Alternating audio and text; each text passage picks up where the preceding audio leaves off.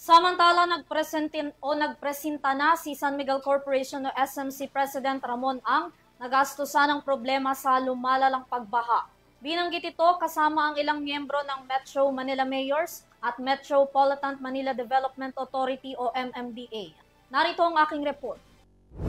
Handang gastusan ni San Miguel Corporation o SMC President Ramon ang buong Metro Manila para bumuo ng iba't ibang flood mitigation projects upang hindi na maulit pa ang mga pagbaha na nangyari nitong mga nagdaang linggo. Sinabi yan ni Ang nang makipagpulong ito sa Metropolitan Manila Development Authority o MMDA kasama ang ilang alkalde sa NCR. Ayon kay Ang, isa raw sa nagiging malaking problema sa Metro Manila kaya nagkakaroon ng mga pagbaha ay ang mga itinayong bahay, paaralan at iba pang infrastruktura sa ibabaw ng mga tulay na nagiging dahilan ng pagbabara ng mga ilog.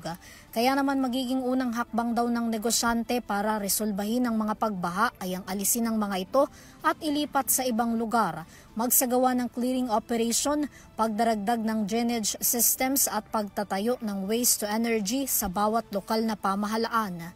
Sabi naman ni MMDA Chairman Attorney Don Artes na hindi nalalayo sa Metro Manila Flood Management Project ang pagnanais ni Ang na tulungan sila gaya ng pagbabawas ng mga basurang napupunta sa mga estero.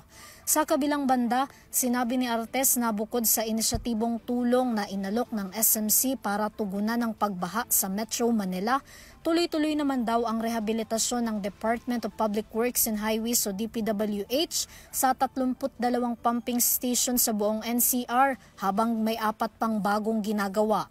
Samantala, kasama ng MMDA sa naturang pagpupulong, sina Manila City Mayor Isko Moreno Dumagoso, Valenzuela City Mayor Wes Gatchalian, Las Piñas City Mayor April Aguilar at Muntinlupa City Mayor Rufy Biason.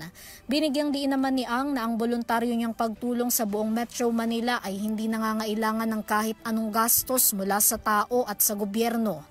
Para sa EuroTV News, Vanessa Cleofas sumasaludo sa bawat Pilipino.